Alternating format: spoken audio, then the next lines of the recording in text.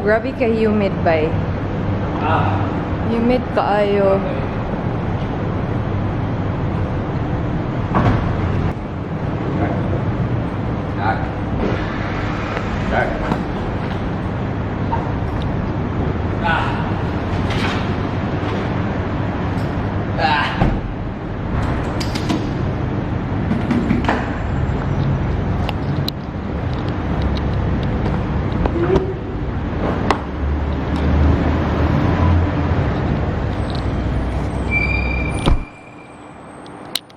Patod ko sa akong kuan.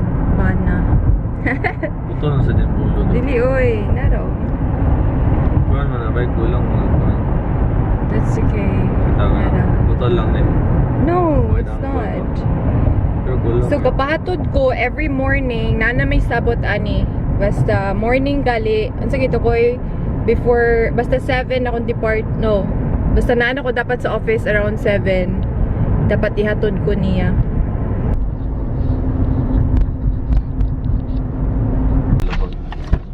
Thank you, Koy. Thank you. I thank you. Salamat, Koy.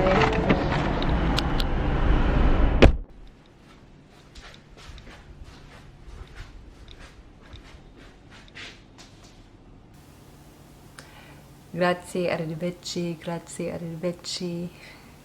Joker kayo kay. Imagine na ninyo, we have to disembark like 70 passenger or more than 100 passenger kay kuan man ko karon akong gi-operate nga eroplano is A380 kung familiar mo, double decker siya.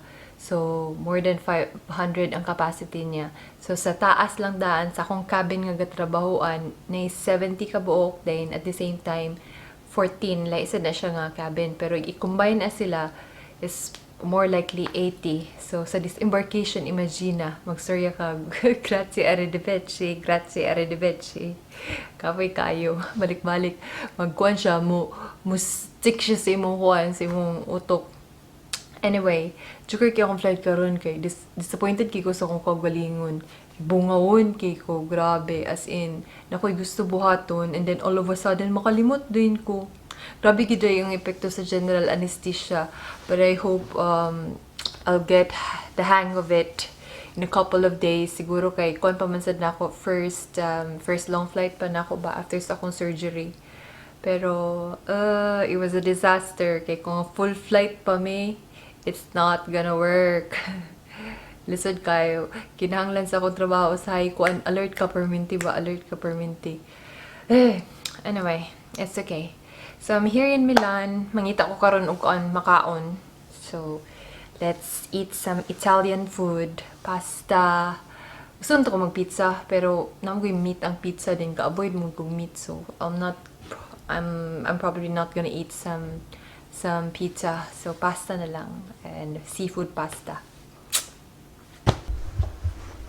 Isa ni sa pinakalayo na mga kuan, pinakadako na mga hotel, dako kay mong lakawan. Pagikan ko sa flight kapoy kay kuan ni perminti maglakaw ani. Kay sakit na kay mong tiil kay magtinduga ka sa flight plus maglakaw pag igutubay kayo.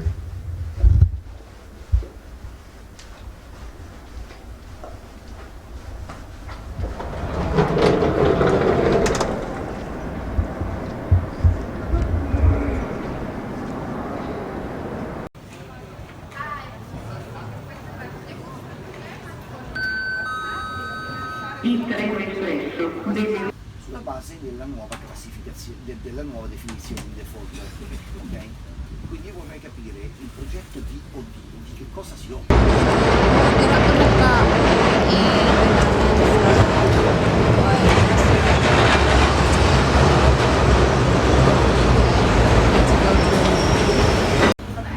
So, check ko sa menu karon.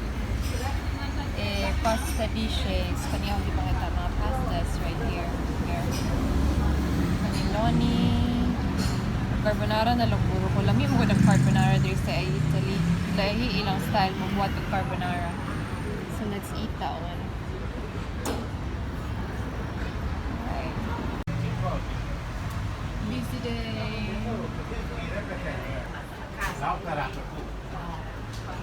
Non lo so.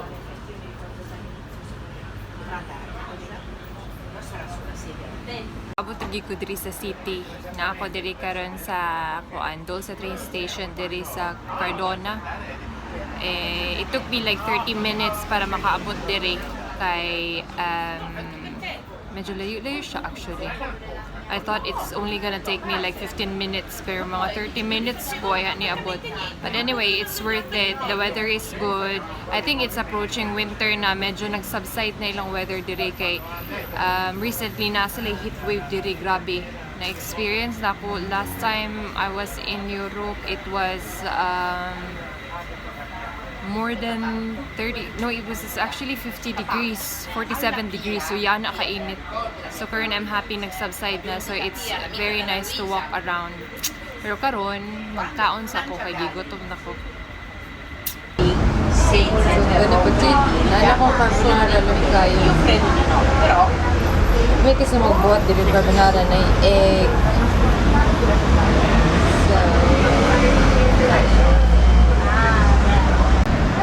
So turut kami kayo.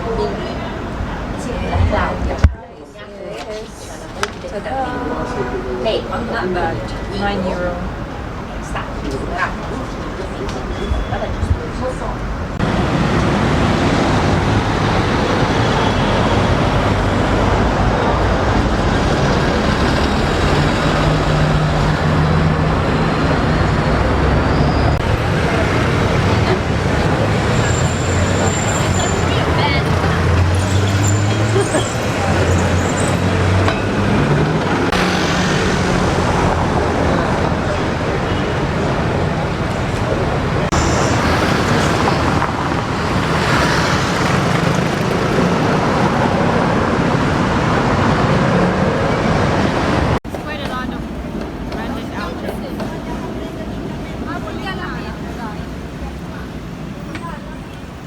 As much as I wanna stay longer, kailangan ako mubalik sa hotel kay kuan akong gikuha nga pass kay before 12 midnight. Then apparently medyo kuan na, gabi na siya pero hayag pa kayo.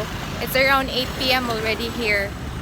So kinahanglan lang mabalik. Kahadlok sad ko kay before ko naghawa sa hotel, giignan ko sa mga kuan, mga Pilipino dito nga staff nga mag-careful daw kay dili na daw yan naka-safe ang Milan. And then my bag, I have to put it in the front all the time kay dagan ako na kay diri ka pangawat.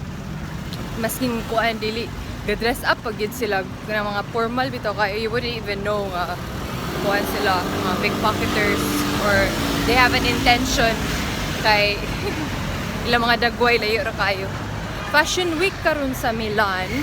So I was actually hoping makakita ako kuan ba mga show somewhere. Mamaning like fashion street nila, but then busy lang siya. There's a lot of people but nothing much. I think mga turista ra po.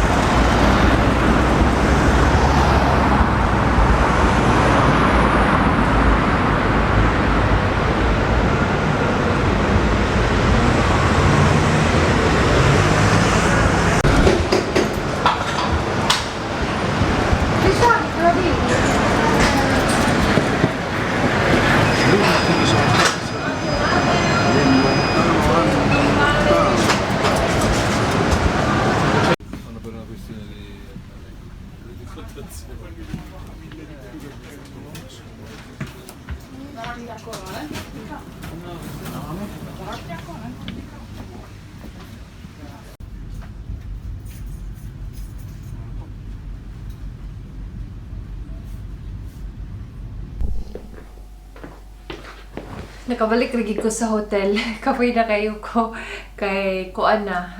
Mga 9 naman siguro diri. So that's like 2 hours behind sa Dubai. So karon sa Dubai it's probably 9, 10, almost 11 na. 11 na sa gabi. So dali ko balik kay kinahanglan pa ko magplansya sa akong uniform kay diri nga hotel wala sila plansya sa room, so you have to go to the crew lounge para magplansya. Tsada mong crew lounge dako kayo siya, so I'm gonna do that now.